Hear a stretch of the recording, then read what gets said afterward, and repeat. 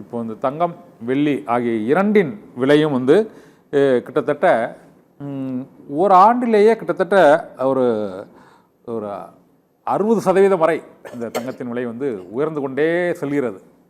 இந்த ஜியோபாலிட்டிக்கல் டென்ஷன், அதாவது இந்த புவிசார் அரசியல் அந்த பிரச்சனைகள் முடிவடைந்து விட்டால், நீங்கள் கூறியது போல அந்த ஈரானை சுற்றி அமெரிக்க போர்க்கப்பல்கள் அணிவகுத்து நிற்பது, மற்றபடி தங்கம் உற்பத்தி மற்றும் இந்த நாடுகள் அதை ரிசர்வில் வாங்கி வைத்திருப்பது, இவை குறைந்தால், அதாவது அந்த போர் சூழல் குறைந்தால், ஏற்கனவே இந்த ரஷ்யா உக்ரைன் வார் தொடங்கியதிலிருந்து இந்த விலையேற்றம் தொடங்கினது இப்போ இந்த ஈரான் வாரில் வந்து நிற்குது.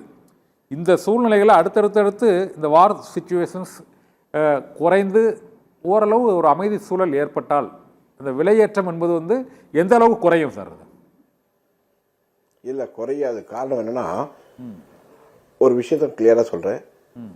இதுக்கு முன்பாகலாம் முதலீட்டாளர்கள் முதலீடு செய்தாங்க.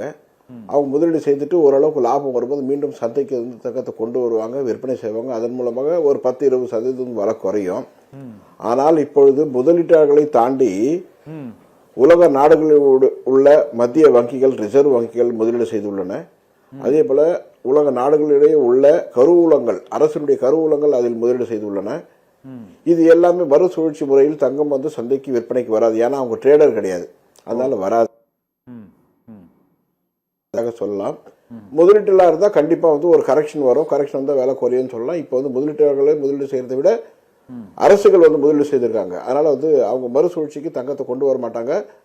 இன்னும் சொல்ல போனால் வரும் காலங்களில் மக்கள்னு சொல்றது அரசுடைய பல நாடுகளுடைய அரசுகள் வந்து அமெரிக்க டாலர் மீது நம்பிக்கை இழக்கும். அந்த இழக்கும் பட்சத்தில் தங்கமே அவர்களுடைய உண்மையான கரன்சியாக மாறும். அதனால் தங்கத்துடைய தேவை, தங்கத்துடைய முதலீடுகள், தங்கத்துடைய விலை இன்னும் உச்சத்தை நோக்கி தான் அதிகமாக இருக்கும். ஆனால் இப்போதைக்கு இந்த முதலீடு செய்வது வந்து இப்போ டிஜிட்டல் கோல்டு, இதே போல் இந்த கோல்டு பீஸ், இது தவிர தங்க நகைகள், தங்க இது போல் இந்த கோல்டு காயின்ஸ், இது போன்று வாங்கி முதலீடு செய்கிறார்கள். இதில் வந்து இந்த சேதாரம், செய்கூலி சேதாரம், இது போன்ற சேதாரம் வாங்கிய விலைக்கே அதை அப்போதே சந்தை விலைக்கு விற்பதற்கான அந்த சூழல் வந்து இந்த முதலீட்டில் எதில் சேஃப்டியாக இருக்குது?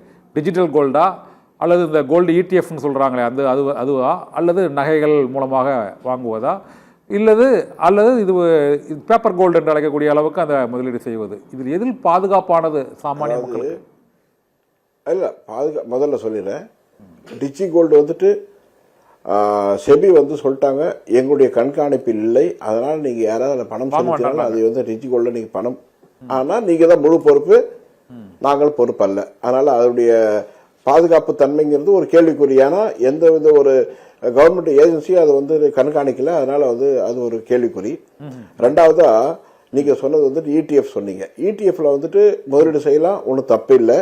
ஆனால் நடைமுறை சாத்தியம் எவ்வளோ பேருக்கு அது வந்து செய்ய முடியும்?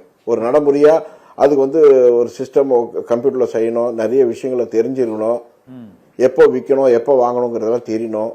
அது வந்து டெப்தான நாலேஜ் இருக்கவங்க, அதாவது நான் சொல்றது இந்த விஷயத்தில் முழு அளவில் அறிவுத்திறன் கொண்டு செய்யக்கூடிய ஒரு விஷயம் தான் இடிஎஃப். சாதாரண எல்லாமே போய் எனக்கு ஒரு இடிஎஃப்ல ஒரு 50 கிராம் கொடுங்கன்னு யாரும் வாங்கிட முடியாது. ஏன்னா அது நிறைய விஷயங்கள் இருக்கு, நிறைய நடைமுறைகள் இருக்கு. அதனால்தான் ஈஸியா மக்கள் எளிதாக அணுகக்கூடிய விஷயமாக ஒரு நகை நிறுவனங்களை போய் எவ்வளவு தேவையோ அவ்வளோக்கு உண்டான ஒரு காயினை கொடுத்து 2% தான் வேஸ்டேஜ் காயினுக்கெல்லாம். இப்போ அதை வாங்கிட்டா எந்த பிரச்சனையுமே இல்லையே. அதே ஜிஎஸ்டி எங்கே பண்ணாலும் ஆக போகுது. இந்த 2%க்காக நம்ம இவ்வளோ தூரம் நடைமுறையை வந்துட்டு மாற்றுறது. ரெண்டாவது எப்போனாலும் விற்கலாம், நிறைய விஷயங்கள் வந்து ப்ளஸ் தான். அதனால் காயினாக வாங்கிறது நல்லது.